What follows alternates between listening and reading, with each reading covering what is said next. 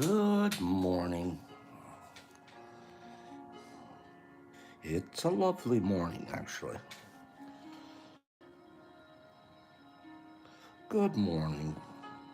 Lovely morning. Good morning. Good morning. Oh, what a lovely morning. This is weird.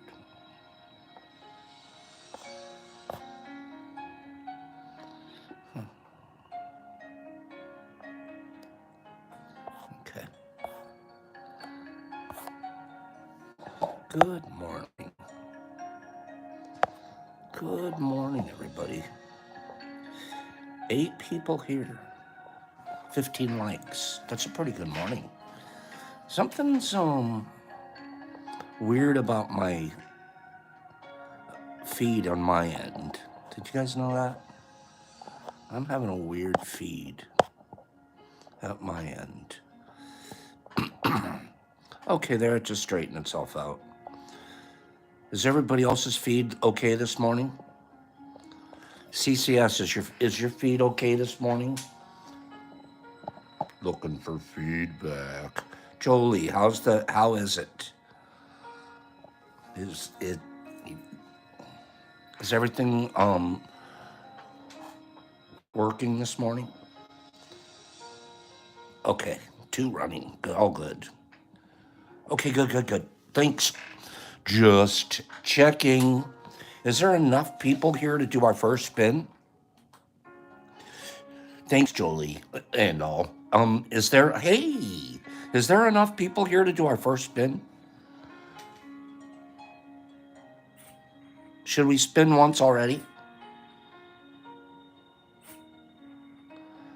Let's go ahead and spin once. Let's get one of the spins done. They're they're gonna be they're gonna be pretty good boxes. Okay, here we go. Let's get a spin done. I hope everybody's here that's on the board. We'll give the first spin, we'll give them a little extra time to get here if they're not here. Sound fair? On the first spin of the day, since we do it kind of early, we'll give them a chance to join still. Okay? So that's what we're going to do with the first spin. If you're not here, we give you an extra 10 minutes or so grace time. But after that, get out of here. Someone else is getting your box. Okay, first spin. Here we go. We have Carrie and Chester and Ego and Nerdy and B. Hendricks and Free, the Ancient One. We have Moms and Kim, oh yeah. And Great Unknown and Billy D. And these are getting a little loose. Okay. And we have CCS. And we have Steve Price, Carrie Crago. Wow, Carrie and Free are on here. That's fantastic. Go get them, Team Arizona. Okay, here we go. First spin.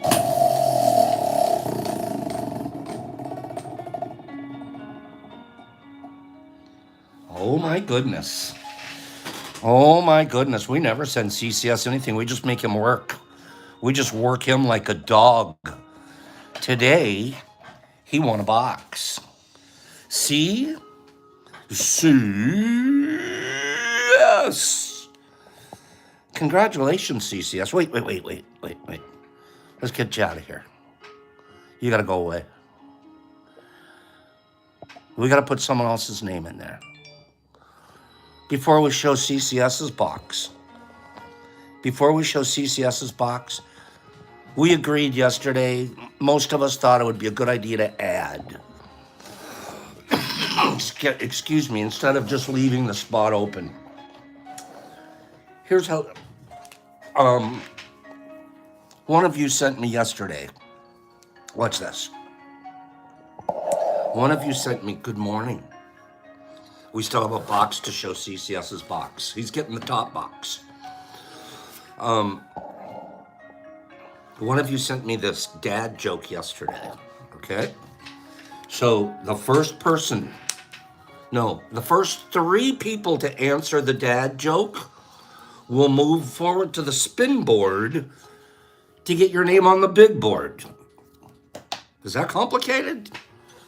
First three. Okay, you ready? Dad joke coming.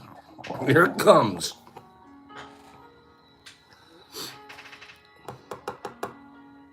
What does a fish use to get high?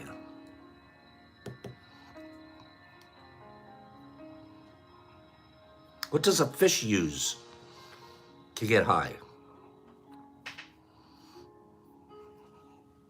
I should get three. This is so simple. A water pong.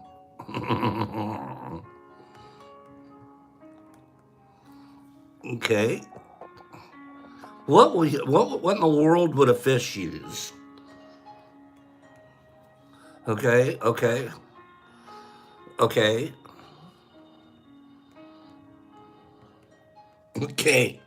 I have 4 automatic answers. Let me make sure they're not on the board already. Okay. The answer is seaweed. I guffawed. I thought that was absolutely hilarious. What's a fish use to get high? Seaweed. That's, of course. There were the first 3 on my board, on my screen, that said it correctly was Daniel Cunningham. Daniel, you're going to be the number 1 on this. The Waz, you're number 2. Wazzy, you're number 2. And Alan, let's make sure you're not up there already. Okay, Alan, you're number 3. So which one of these 3 gentlemen are going to get their names moved from here to the big board? Why, it looks like Daniel Cunningham to me.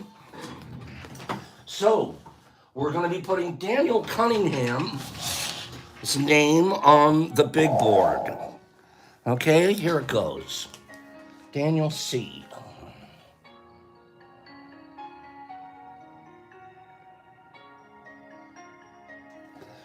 Boop. Okay, that's a done deal. The board feels balanced again. So, CCS, what's in your box? Yay. CCS. This is CCS's box. The first thing that's in his package is Alter Bread. Okay? Does anybody remember what Alter Bread is? We're going to send you a package of Alter Bread. Okay. Now, this Alter Bread tastes a lot like something else that's in the box. Wait for it. So we're sending you a package of Alter Bread. Let's, what else is in here? Oh, well, we've got a 5-pack of Bluebirds. Got a cute little 5-pack of Bluebirds. Got to get those out to you. Okay. No, we call it altar bread, Paige, like for communion. Let's get you another 5-pack. These are the 300 milligrams. This is 300 milligrams right here. Okay. What else is in here? Oh, we've got a pop sticker. The rare. These are rare. We don't pass these out a lot. So you're getting a rare pop sticker.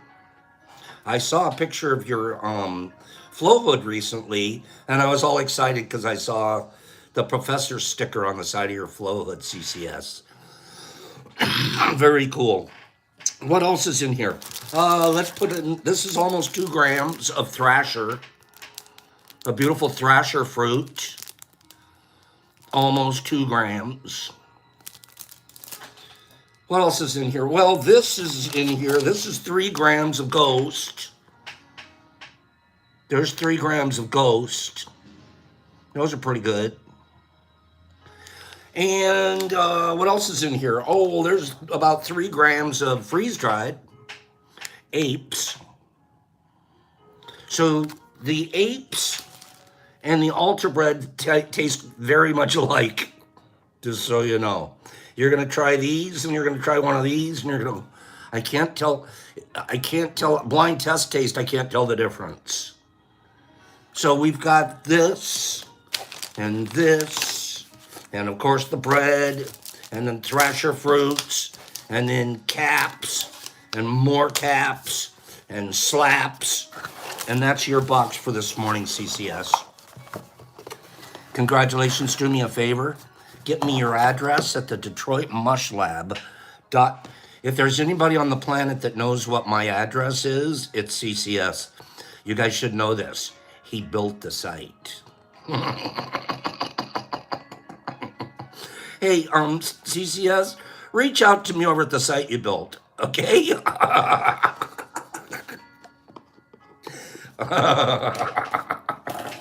Yeah, but hit me up at that. What's that site address again? He's done such a fantastic job for me over there, and for us, actually. Makes us all have a place that we can go and grab some stuff.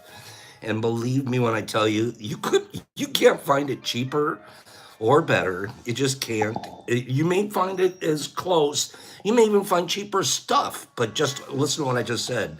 You're buying shoes at Kmart, baby. Okay, don't buy your shoes at Kmart. Real quick shout out to our friends in Colorado. We sure hope they're having a good time at the Mush Fest in Colorado. Not sure how many who's there yet or what their itinerary for the weekend is. We found we couldn't get there it was mostly because it was so close to the last Mush Fest, and I couldn't get coverage at the Grow House and tons of other reasons. Sure would have been nice to have gone there and seen Kim and Mike. But I'm sure that they're having a great time and being an impeccable host and hostesses, and we sure hope that everything's going great. We'll have an announcement next week. We didn't want to rain on anybody's parade. We didn't want to get in between Kim and her and Mike's fest. But we'll have an announcement in the next couple of weeks about October. Okay, just we'll stay on course with our April-October situation. Okay, Kim says their itinerary is to relax. That makes sense. Hope you have a couple of really good books there with you, you guys. Maybe there's a place you can catch some fish around there. But if anybody didn't make it to Colorado for lots of reasons for themselves, let's talk about what else we're going to do next time. And in the meantime, sincere hope that everything goes great and anybody that visits up there in Colorado has an amazing time.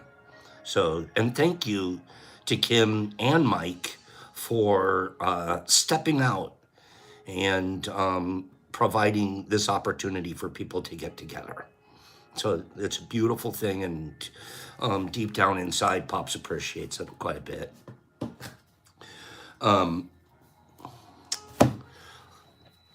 Let's do some. Oh, can you imagine Mush Fest on with your Rollin' Mush Lab? Can you imagine that? The next Mush Fest, and we pull up there and with the Mush Lab, and people start taking turns working, doing some stuff in the Mush Lab. That'd be cool as can be. Am I right? Tad, we have to talk about the Mush Lab, the mobile Mush Lab. Good morning, everybody. You guys having a good morning so far? Sandman, I agree. Put some, start doing some, what do they call it? Arm twisting to Kim and Mike. Where's the live streams? Okay, we want to see the party. Okay? Or at least a pine cone drop out of one of the trees or something. Okay? I have an article to read. We're going to get through this article pretty quickly, and we still have 2 more boxes to give away. Okay? Indian burn. That's it, Hags. Give them an Indian burn. God, I forgot about that. My brother used to give the best Indian burns. I mean, the worst, but the best Indian burns. Just little. Can someone tell me why did we call them Indian burns? Seriously, let's go back. What in the world? What was it? Why did it have to? Why did we call it Indian burn? Because it made our skin red? Is that it? Made you have red skin? You're so smart, CCS. Eggs was like that. And do you remember we did it? Do you remember we did it? Nowadays, you probably go to jail. But do you remember trashing the freshmen? Do you? You would literally, the freshmen in the incoming freshman class, if you're anyone other than a freshman, two or three of you could go pick up a freshman and drop him in a trash can. And the freshman would just have to get out of the trash can. You didn't even go tell the principal or anything. It was just like, oh, I got trashed. We used to trash the freshmen. I can't even imagine doing that now. Like, you, straight to jail. Did you ever trash? You stuff them in locker. They were too small. Our lockers weren't that big. Swirlies and Indian burns, strawberry patches.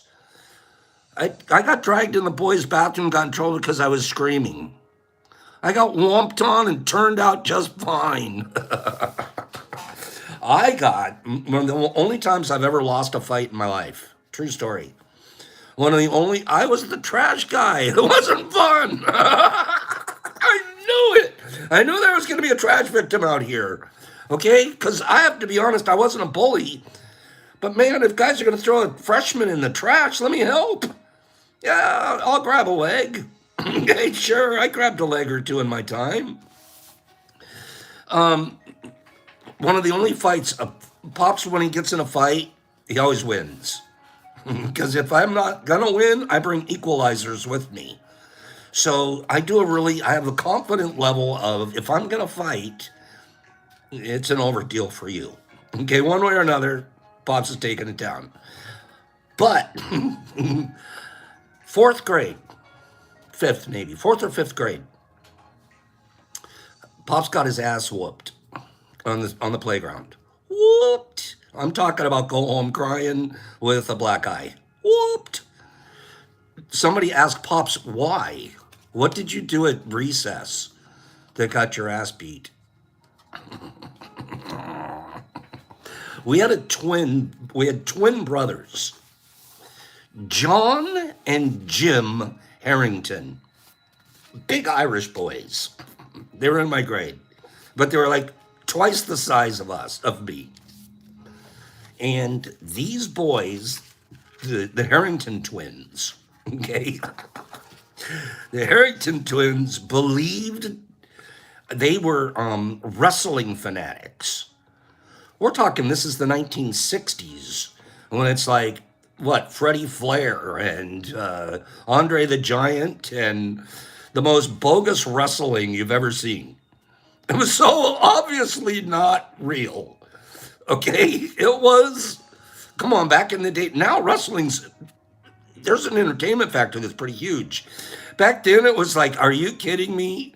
Freddie the Fly or The Undertaker and they're wearing capes and I'm at home watching Muhammad Ali with my dad and the sweet sport of boxing and Jimmy the Superfly Snuka. That's it. That was the day, CCS. This is what we're talking about back then. Well, the Harrington boys, they're absolute wrestling fans. And they believe in wrestling to their core. And me, I'm like, wrestling is as bogus and as phony as could possibly be. There's only one sweet sport, and that's boxing. Huge. And of course, when Pops is talking about boxing and he's 7, I'm boxing like this. The sweet sport of science, pugilism, right? Oh, yeah? The Harrington boys are going to prove to Pops that wrestling is better than boxing. So they take Pops out to the recess, out to the play yard, and then one gets me in a headache, what do they call it? Excuse me. a head choke. Another one gets me in a full Nelson. The other one does a flying knee kick drop on me. The other one's got me. They turn me into a pretzel. The whole time they're going, so is this real? So is this real? Literally, there were two of them on me. Headlocking me, full Nelson in me. I mean, beating the hell out of me. He said, so, do you still think wrestling isn't real? And I'm like trying to, wait, I'm trying to, got my butt kicked because my mouth was so big. Headlock. I got my butt kicked because my mouth was so big. I should have just shut up and let the guys believe in it. And afterwards, I sort of believed in it too. I was like, wow, those headlocks will get you. Seriously, these boys put a whooping on Pops just to prove, and there were two of them. We're going to tag team you. I'm like, this isn't fair. You can't tag team me. I don't have anybody to tag. Yeah, well, that's what wrestlers, we can tag you and you can't tag. I'm like, geez. This is a true story. I got my ass kicked by two wrestling fans when I was like 4th or 5th grade. After that, I decided I'm not going to tell anybody anything about wrestling. They can believe anything they want. Okay? They can think anything they want about wrestling. Psychedelic spirituality. As research into this is after we've just been talking about Wasson. We've been shredding Wasson pretty good. We're up into the very end of the 1950s, moving into the early 1960s in psychedelic spiritual awakening in Western culture, let's say. Okay. Yeah, Herbie, my mouth wrote a check that my ass couldn't cash. Oh, that's exactly what happened. Yeah, you try cashing it with two crazy Irish twin boys. They're going to get you. Okay? So now we're in the early 60s, and we're going to talk about some of the experimenting and some of the just where we went historically through the 60s with our psychedelic research, should we say? Okay, is this something you guys want me to read to you? Is this going to be interesting? Or do you want me to just keep telling you about stories where I got my butt kicked? Well, there aren't very many more. There's not too many more. Boot camp, I broke a guy's arm. Sent him to the hospital, and I just kept on going through boot camp. I broke his arm. Thought he was going to kick my ass. I'm like, you ain't kicking my ass. Let's meet you at the wash rack out back behind the Quonset huts. This guy was a big guy. Other race guy. He's coming at me. And I'm like, oh, shit. Here goes another one where I cashed and I wrote another check. I better be able to cash this one. Did they let him finish? Actually, yeah. What they do is they send him, when you break something in boot camp, they send you to the physical conditioning platoon and hospital, as needed. And then when you're well enough, you rejoin another platoon in training that's on training on the same day as the day you left the training program. So just because you have a physical something doesn't wash you out. You get to get healed and then get moved back into the training rotation. So that's what happens. It's kind of a pain though, because if you're one of the guys that didn't start with the platoon, and it's like day 23 or something, and a new guy joins, well, you knew something happened to him and he had to step away from his training, and now he's rejoined at day 23. Yeah, they save you for later. Okay? So I'm in the back. What happened was, this is a true story too. I had a couple years of college in me. Most of the guys going into the Corps at the time, they didn't. A lot of us were like, literally, you can go to jail or you can join the Marine Corps. Something, breaking, entering cars, snatching, something like that. Back then, they would make a lot of allowances for little rapscallions. And they'd say, you got two choices. You can spend a year in the county lockup, or you can join the Marines. So, no kidding, there was a percentage of the guys that were in there that were rough. They were in there because, not necessarily because they wanted to be there, but because they had that was one of their options. Some turned out to be really good Marines, and some washed out. So the good news is they didn't have to go to jail on the previous charge. Now they just got to go catch a new charge. Anyways, there was this one guy, he was pretty rough, and he was frustrated because in my platoon, I became the platoon secretary. So it was kind of an exalted position in that I kept the records of everything.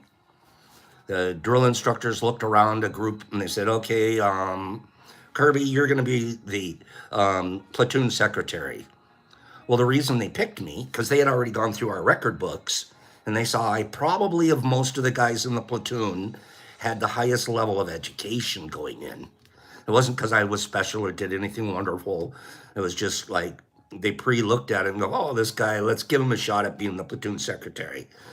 Most guys wash out at that and have to just go back to being a regular guy in the platoon. I did really well at it. My instructors liked it. I stayed platoon secretary my complete time in boot camp. Okay, the house mouse. I was the house mouse. And there were times like I would get away with things. I'll give you an example. As a house mouse, you're the guy that keeps the shot records of all the other recruits. So when it's time, every couple of weeks, you'd have to go over to sick bay, and the naval corpsman would be giving us different shots, booster shots, and this and that, and you're a pincushion for the whole time you're there. Me personally, I hated needles. Hated needles, like more than you could imagine, to a degree that isn't even real. Okay. So what did Pops do? Well, I have a shot record on every guy in the platoon. Jones, yeah, he got his MA shot. Yeah, he got his CAD shot. Yeah, he got his shot. He got this shot. You have to check them off, and you put their shot record into their service record book. Pops just got his shot record and just clicked them off. Doop, boop, doop, doop, boop, boop. Yep, I took them all.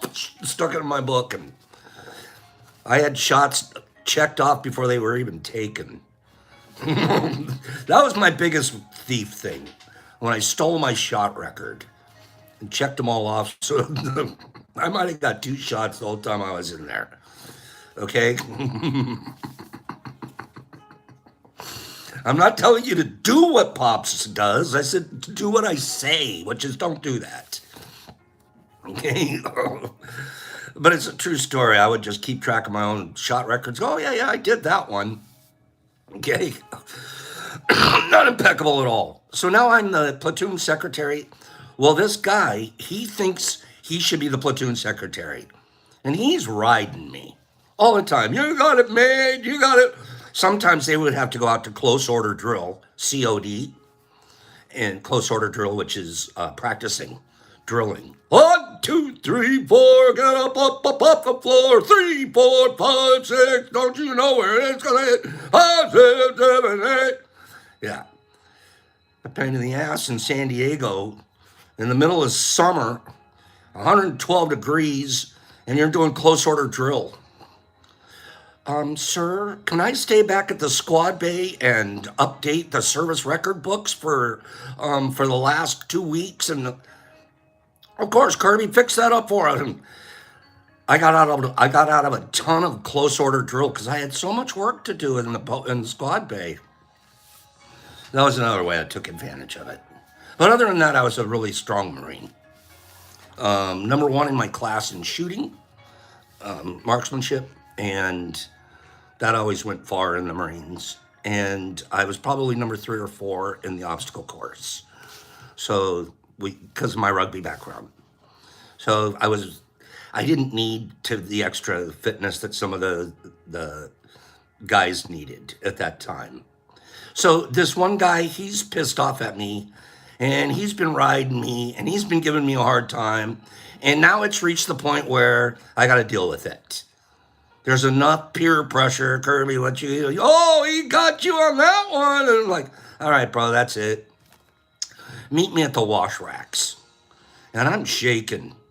I'm like, this guy's gonna kick my ass at the wash racks, but I have to do it, or I don't belong here. The wash racks are these big, like cement tables that they have in the back of the squad bays. And you would have to, on wash day, go out in the back on the wash racks with hoses and whisk and brushes. You'd have to wash your own clothes and hang them on a line and stuff. We washed our own dungarees, all our own camo, everything out at the wash racks. Well, this was wash rack day, so it's pretty wet out there. I'll never forget the guy's last name. His last name was Jones, and he was from LA, from downtown LA. So Jones has his group behind him. You know how to fight? There's always a group behind you, and then the other guy has a group behind him. Why are we so stupid? You have your little hubbub behind you, and he's got a little hubbub behind him, and you're like, oh, you're going to get... Right? Why do we do that? But you got your hubbub behind you?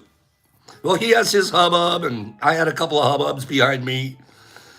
And I'm like, okay, here we go. And Jones decides, it's like two tribes. Jones decides he's going to do the rush attack. He charges at me. We're maybe 15 feet away. He comes running at me. And I'm like, I'm getting ready. This is a true story, like a cartoon. Slips and falls right in front of me. On his arm, shoulder, everything, crack. You could hear the bone break. You could hear it. Screaming. Next thing you know, a drill instructor, comes around the corner. Two hubbubs take off. I'm standing there with a guy in the puddle of water who slipped and fell. Okay, he slipped and fell and broke his arm. And he's telling Kirby, he doesn't want to get kicked out of the Marine Corps for fighting. I'm standing there, and the drill instructor's like, okay, what happened back here, gentlemen? Well, we weren't gentlemen, ladies, right? I'm like, Brown slipped and fell, sir. I didn't do anything. I swear to God on the Holy Bible, my butthole was this tight. You couldn't have driven a nail through it. I was scared to death. This guy's coming flying at me. I don't know what I'm going to do. I don't know. I'm going to get my butt kicked, hubbub or not. Boom! Just like you would, literally like he had hit a banana's peel. Yeah, slipped, fell, broke his arm. And the best part about it was half of the platoon didn't know what happened because they didn't see it. Right? They didn't see it. So now I walk out of there with a rep. Oh yeah, Kirby, he took old Jones behind the wash rack. Okay? And I'm like pumped to death. He said, yeah, man, you don't want to mess with Kirby.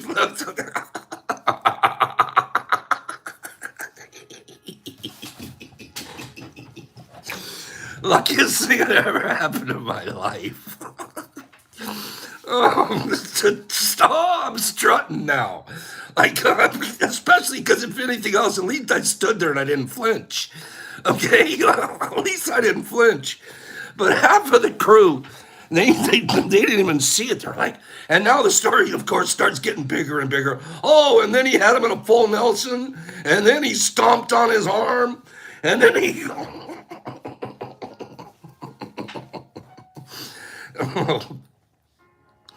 So that was it. I think I sent my chi at him, and I just knocked him over with my chi. Don't mess with Pops. No, my new lesson is if you're going to fight, Put the guy like in a puddle of water. Okay, put him in a puddle of water. You stand on the dry part. Okay. I can't believe I'm telling you guys that story. Why would I tell you guys this story about what I can't believe some of the stories I let you guys in on. Okay, it was a Jedi mind trick, Daniel. I made him trip in the water, and it was over. I'm quite sure the drill instructors knew that a fight was staged and an accident happened, but we never admitted it, and the kid moved on. Like, I saw him another time later in the service, we never talked. It was like, mad at each other. He went on, though, because he ended up graduating later on. Okay. Oh, what a funny story that one is. So I'm somewhat of a fighter, as you can tell. I'm somewhat of a fighter. I'm either getting my ass kicked by twin wrestlers, or I'm involved in slip and falls. Okay, one or the other. As for, I hope you guys are laughing at home as hard as I'm laughing here, because that shit is funny. Okay, old Jones. I still remember it like I remember it like it was yesterday. It was so vibrant. Okay, fish and pole it already. Now I use the fish and pole, moms.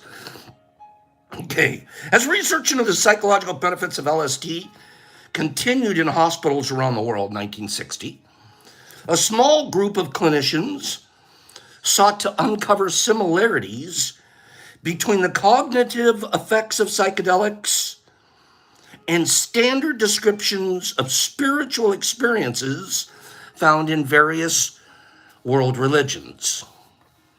So it's basically, they're like, whoa, we're seeing that there's cognitive effects from this psychedelic drug use, LSD specifically, because that's really what they were working with mostly, because they had found, they had found that a good 10 years earlier, before the psilocybin discoveries.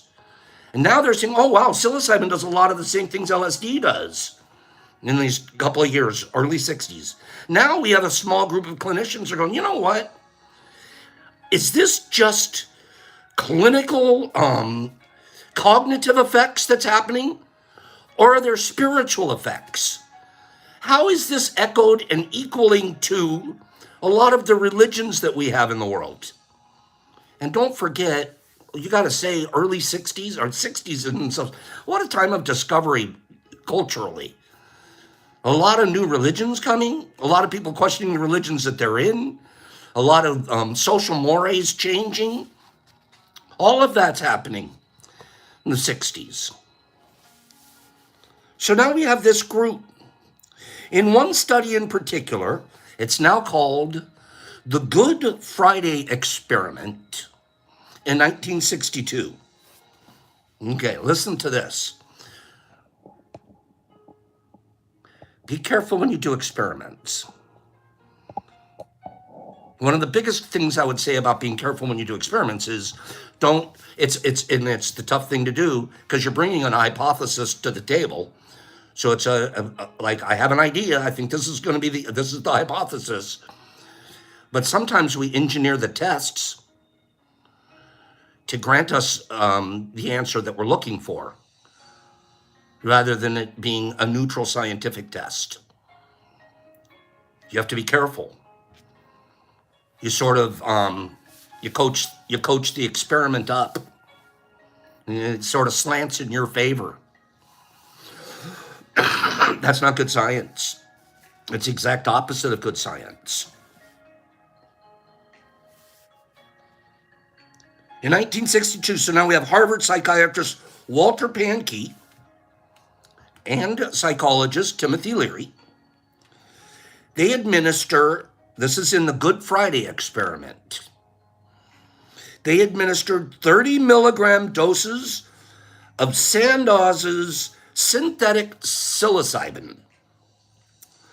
30 milligrams.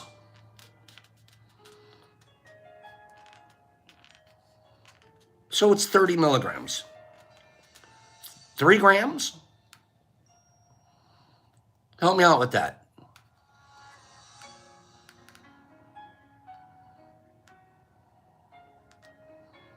What is 30 milligrams? No, that's not even, 30 milligrams is nothing. 30 milligrams is nothing.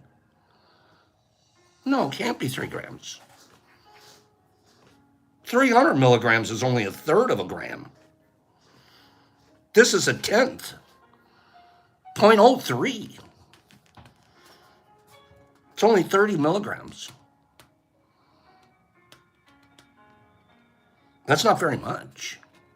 That's smaller than our microdoses by far. Our microdoses are 0.2. 30 milligrams, like Kate's saying, that's 0.03. 30 milligrams, that's nothing. So Sandoz has a synthetic psilocybin that they had created in the early 60s. And they have a 30 milligram dose of Sandoz's psilocybin. They gave it to 10 Boston University theology students in the small basement chapel of their school's Marsh Chapel, while a Friday Mass was being held on the main floor above them. So we're going to put you in the basement of the church. We're going to give you some Sandoz, and there's a Mass going on up above you. We're trying to find out if you're going to have a spiritual experience. I'm already duh. Of course you're going to have a spirit. You just put them in the basement of the church and you put Mass on their ceiling, on their head. And now you're going to, I wonder if they are going to have some kind of a spiritual experience out of this.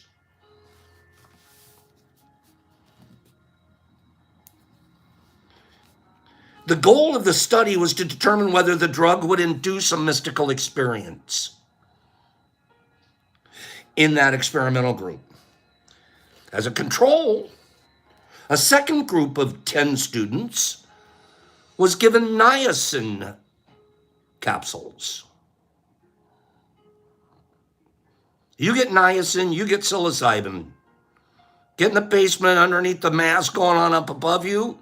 Yeah, clean it up. Cleanie's got it. He goes, that sounds like good government research. So now we have a control group that's taking niacin. Personally, the niacin does nothing but make it does stuff inside me, but it just makes my skin crawl, and I just want to crawl out of my skin. Ugh. It soon became apparent who had consumed the placebo and who was under the influence of the psychedelic. Oh, we can tell which ones in here have taken the psychedelic and which ones are scratching their skin and trying to crawl out of it. As the study progressed, the group under the effects of psilocybin became increasingly enraptured by the sermon of the preacher, which they could hear bellowing from the speakers in the floor above them. Intense hallucinations of divine communion were conjured by the overwhelming religious symbols of the chapel's pews, pulpit, altar, and stained glass windows. After the experiment ended, the participants each completed a survey about their experience. Along with the 6-month follow-up study, the results of this questionnaire were used by researchers to quantitatively conclude that the experimental group's experience was qualitatively equal to a mystical experience or moments as described by world religions. Yep, they had it. They had it. We absolutely qualitatively say, undeniably, they had religious experience. I'm like, take acid and go to church. You're going to have a religious experience one way or another. It has nothing. It doesn't even have anything to do with the acid. This study was long used by psychedelic advocates to substantiate claims that psychedelics are inherently spiritual.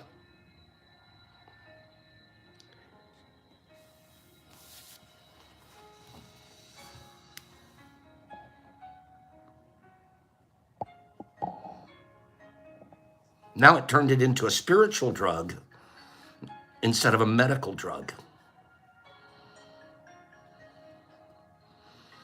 They turned it into let's go see Jesus instead of let's deal with our depression, anxiety, habits, our smoking.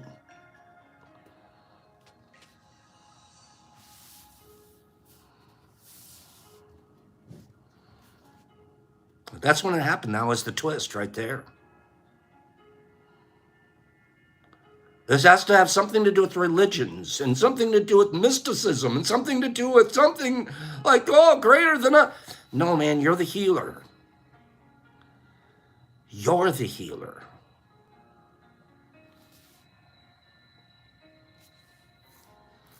This experiment has been criticized on several points in the years since, with much emphasis being placed on the problems with the follow-up study.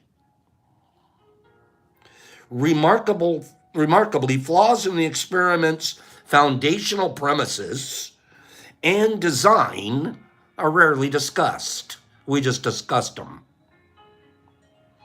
What a flawed design for an experiment. That is, the experiment was held in an environment that was not neutral, but overlaid with rich spiritual symbolism. Not only were the spiritually inclined theology students used, the psychedelics were administered on a holy day in a holy place where the loud gospel and reverential singing were audible above the experimental group. How much more of a setup could you have? Another surprising aspect of the experiment's design is that Timothy Leary, who oversaw the experiment, was well aware of the fact that the physical location and mental preparation of the psychedelic user, i.e. set and setting, can significantly influence the drug's subjective effects. Dr. Leary knew set and setting rules. He was well aware. So what I'm going to do is craft a set and a setting that's going to get me the results I want. That's dirty science. Adding to these design flaws was the fact that Leary insisted the people who lead each of the group, the leaders themselves, the monitors of the groups, he insisted that the monitors ingest psilocybin themselves. So now your guides are as high as you.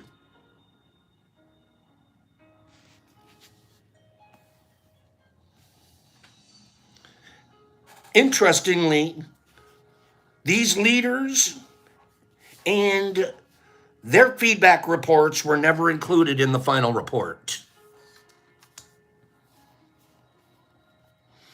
With such a design, it is not surprising that the experimental group had such an emotionally charged experience. If these people had consumed the same amount of psilocybin in a mall or a morgue or a nursing home, it is quite likely that their subjective experience would not have been nearly as spiritual. It could have been quite frightful in such environments. Ultimately, the Good Friday experiment provided a false positive in regard to a supposedly inherent spiritual aspect of psilocybin.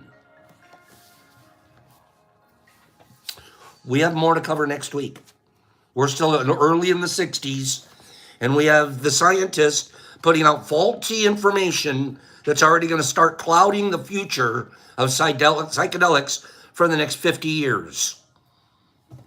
Until the year 2006, when there was that big conclave in Switzerland and a new paper released from Johns Hopkins, and we've been moving steadily forward to now we're practically at Niagara Falls of reality about what psilocybin can do for humans. And then we have people like some of the richest men on the planet taking the drugs, being proponent of it, and using, of course, their billions to research this so they can set themselves up to make more billions with it. We're talking about Musk and Zuckerberg. I told you guys on this program here 2 years ago that almost every high-level, mid-level, high-level executive in Google is microdosing. It's almost a requirement. It's so culturally cool in their environment in Silicon Valley. And it's also almost a necessity so the guys can work the mouse cage, the mouse wheel that they work. So don't kid yourself. The whole thing's coming. It's coming fast and it's coming right. But let's tell each other the truths about this stuff. Okay? Of course, you can have spiritual experiences in many ways and many times. Psilocybin and LSD are rarely taken so I can have a spiritual experience. They're taken to heal. Sometimes you experience some really spiritual stuff as you heal. But they're not a party drug to like, oh, let's go meet Mohammed. What they are is, man, I'm a microdose this morning and I'm going to be so positive. I'm going to be so kind. And my attitude's so changing. I'm going to feel more creative today. And I'm never going to, man, that couch, I used to sit on the couch. I hate that couch. Let's do a giveaway and we're going to do one more reading. Okay? You ready? Here we go.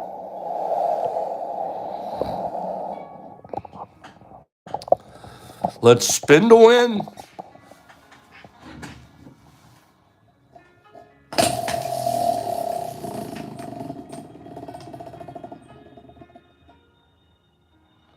That's looking like a Carrie Crago to me. That's a Carrie Crago as far as I'm concerned. What do we think? Did that look like a Carrie Crago to you guys?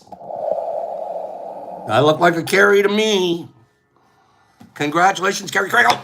Boy, I feel bad for Carrie, and I know Ofri and some others of you. I don't know how you're holding up out there, you guys. God bless you, and I hope you stay cool. Boy, are you guys experiencing some of the biggest heat waves. Is Carrie here this morning? Is Carrie here this morning? Is Carrie here this morning? Free, get on the phone and tell Carrie to get over here. Is Carrie even here this morning? Let me see before I even open Carrie's box. I have to see if Carrie's here. I haven't either, Holly, now that I say that. Okay, but we'll give her a couple of minutes to join. If somebody goes and grabs her. There she is. She's like, hey, wait a minute. There you are, doll. I'm glad to see you. I hope you're staying cool. I feel every time I see the heat wave stuff on TV, I think of you guys out there. And I don't know. I would be melting. So stay cool. Carrie Crago. Box for you, dear. It's much like the last box. We have one of the rarest stickers ever made. Notice we haven't been giving a lot of those away. Excuse me.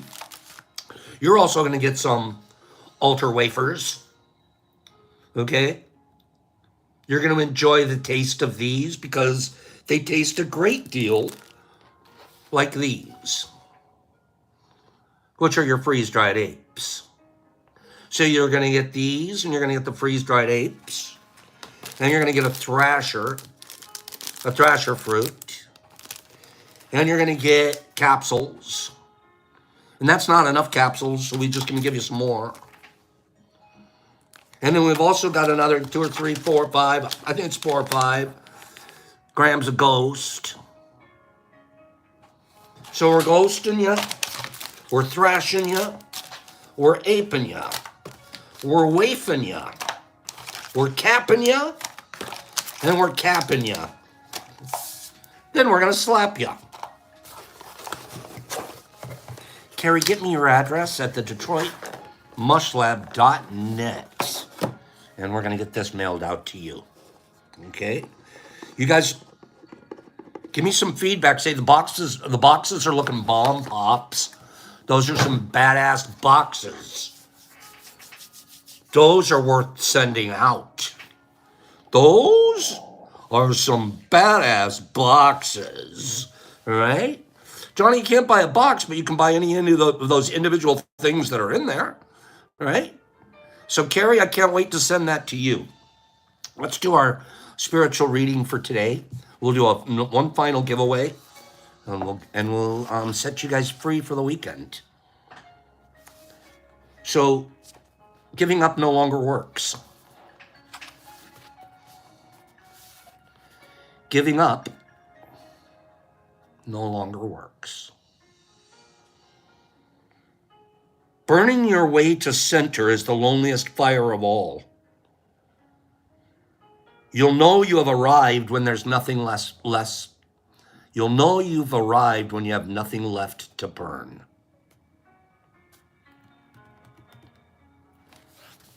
What does that mean?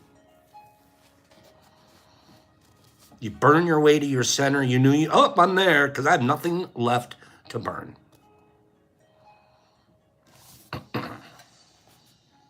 At first, this sounds rather somber.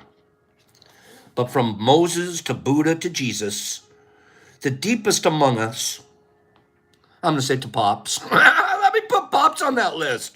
Okay, let's reread the list. From Moses to Buddha to Jesus to Pops.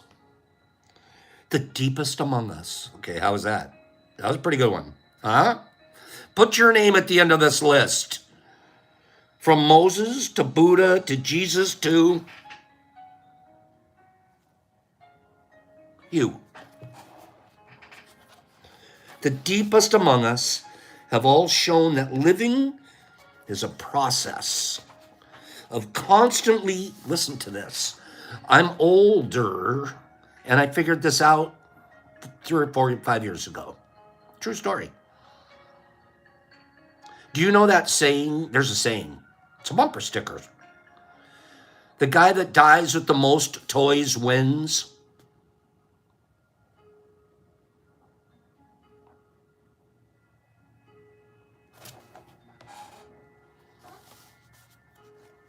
I used to go to guys' house, man, you got, what?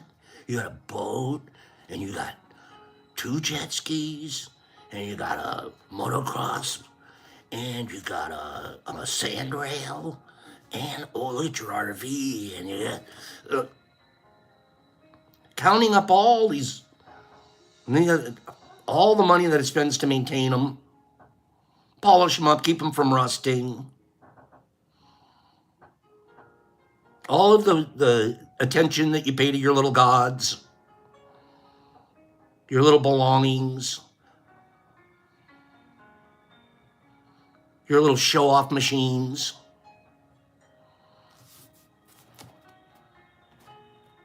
I like red and black. All of my toys had to be red and black. I don't want a blue one. Green. I don't want a green. I wonder what a kid in Somalia what color the kid in Somalia wants. You ever notice those pictures of the little kids in the tribes in Africa that are looking for food and they're wearing hand-me-down clothes from UNICEF that none of them care if the clothes match? They're wearing stripes this way and they're wearing stripes that way.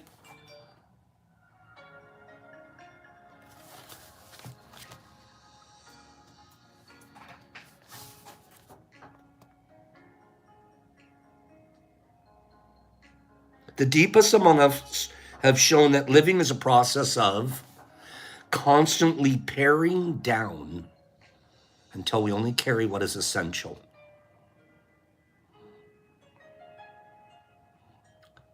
Before I read this to you guys have heard me say this a million times now. I want to die naked and poor, broke, pared all the way down. Pared all the way down. Sorry you had to see my penis. I should have at least kept one pair of underwear. All right, I'll keep one pair of underwear. That's it. Breechcloth would even be better. Just flap it open, flap it closed.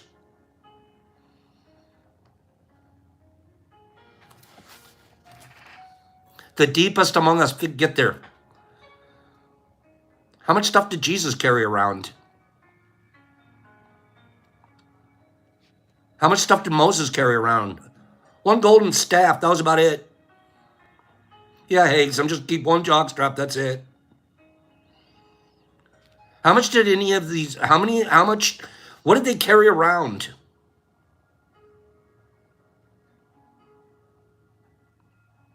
Maybe a bag of shrooms.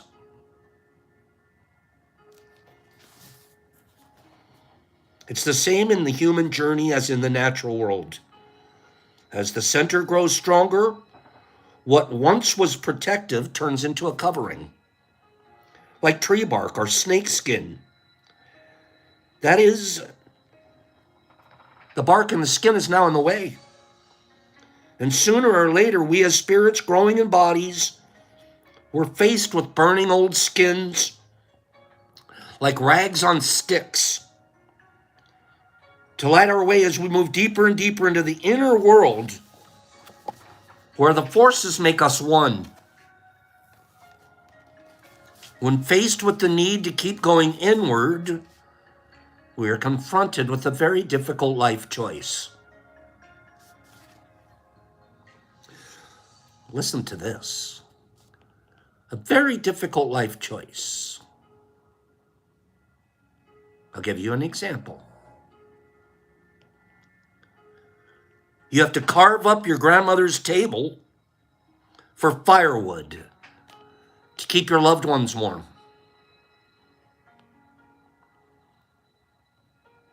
That's a choice. You're going to hold on to this cherished Queen Anne table made out of cherry wood, or there's no heat in the house. We got to burn the table. Which one's more important?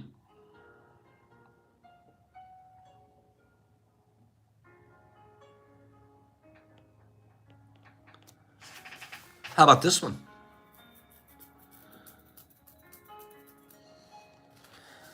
How about this one? Some of you out there. Leaving a job that has been safe and fulfilling in order to feel vital again.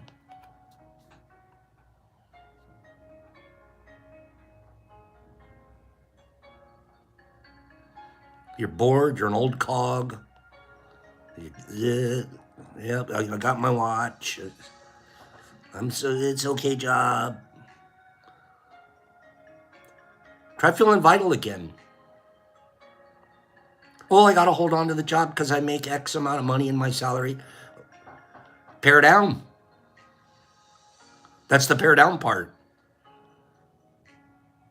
You have to keep that job so you can pay for the RV, the boat, and the jet skis. Imagine if you had a job like growing mushrooms that you really love, but you don't make as much.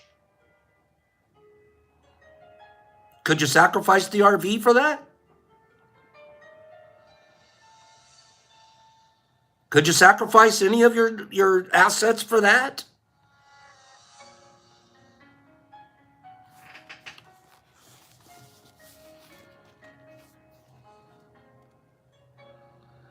This is metaphysical. Listen to this. How about burning an old familiar sense of self? This is how I used to feel about myself. Burn an old familiar sense of yourself, basically a program, because it's gotten so thick you can't feel the rain.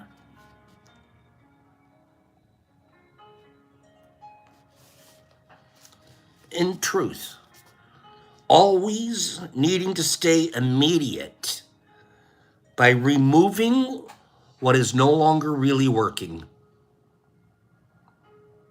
That's the inner definition of sacrifice. I like my tree super full, and in my past, I've left branches on my tree that weren't healthy. That sick branch on the tree actually is pulling sap and stuff away from all the branches on my tree that could really do well with that extra sap, with that extra energy, with that extra kindness. But instead, I'm worried about the burnt up, stale branch that's hasn't sprouted a leaf in 2 years, and all it does is complain because it's stuck on the tree. Sacrifice. Cut it off.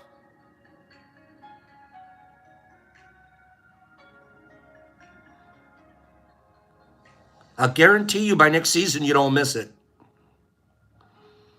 Guarantee it. You were like, what was the name of that branch? Whoa, boy, I'm glad that branch isn't around. What was the name of that branch again? If it isn't growing with you, then that's a sacrifice. That's a sacrifice waiting to happen. If it's just they're taken and taken, but it's not given back to the tree, I propose you go ahead and cut it off. Giving up with reverence and compassion. I didn't say be mean to it. I didn't say go pick on it. I didn't say go kick it. Don't go invite it around to the wash racks. That isn't what I said. You just cut it off. My favorite choice of shears is avoidance. I just stop contacting the person. They contact me and I'm like, boop. Well, did you get my message? Boop. Well, I wrote to you 40 times. Boop, boop, boop. If you've written to me 40 times and I haven't answered you, I'm probably avoiding you. I don't need to go and call you and tell you, and the reason I'm avoiding you is because you're a horse's ass. Because that turns me into a horse's ass.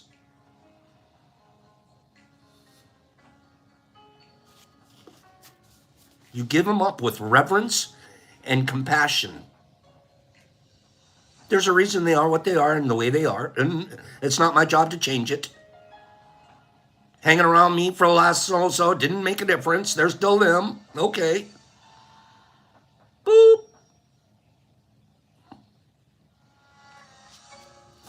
You give them or the program, you give it up with reverence and compassion. You give up what no longer works. Why? In order to stay in touch with what is sacred.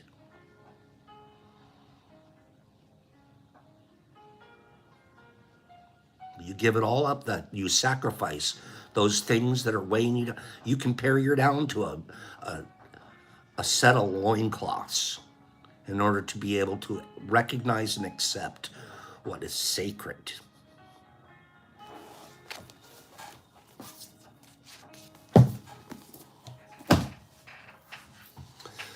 Boop. Let's do our final giveaway of the week here. All righty. Carrie came off the board. We got to put one more person on the board. to take Gary's spot. And then we're going to do a spin. Okay?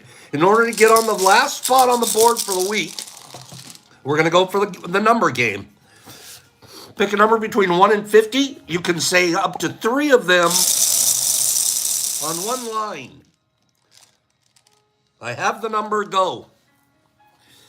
Pick a number between 1 and 50, up to 3 of them on one line. We're looking for one final person to get on the wheel for the week. Going to take Carrie's spot that was just used up. I haven't seen the number yet.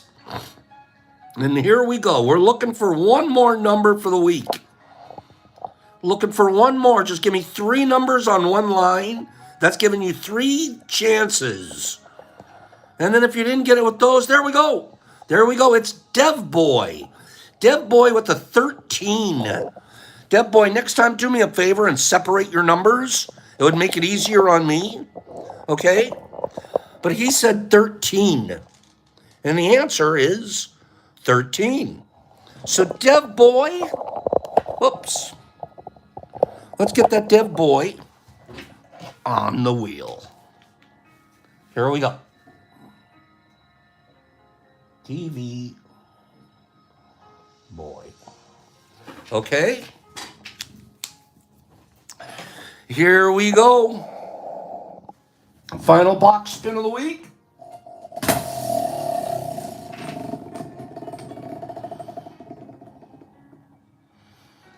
B. Hendricks. Excuse me. B. Hendricks. You, my friend, won the final box of the week. Congratulations, B. What? Dev Boy was already in the game? No, that was new. Okay. We have B. Hendricks is the winner of the final showcase. Slap-a-dap-a-doo for you. We're also going to give you some Ultra Bread. Okay. We've got those 2 for you. We're going to thrash you with a giant piece of thrasher. We're also going to go ahead and give you capsules and more capsules. This is 300 milligrams of Pure Ghost. This is 200 milligrams of Ghost and freeze-dried bananas ground together. So you have 2 different things there. We got 4 to 5 grams of Ghost. And then we have a nice fruit for you. The cap broke a little bit, so it's not the most beautiful looking. But this is a heck of a nice fruit. Just for the heck of it, what do you guys think it weighs? What do you think B. Hendricks just got? What do you think that guy weighs? Let's get the scale.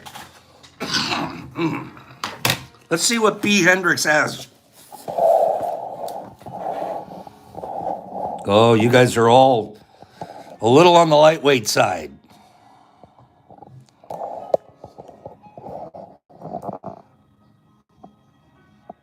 Basically a quarter of a gram in one fruit. So if we take that quarter ounce. So we take that and we put it over here. Boop. You got it. Okay? So that box right there, oh, let's put this guy up. And let's display it all. Okay?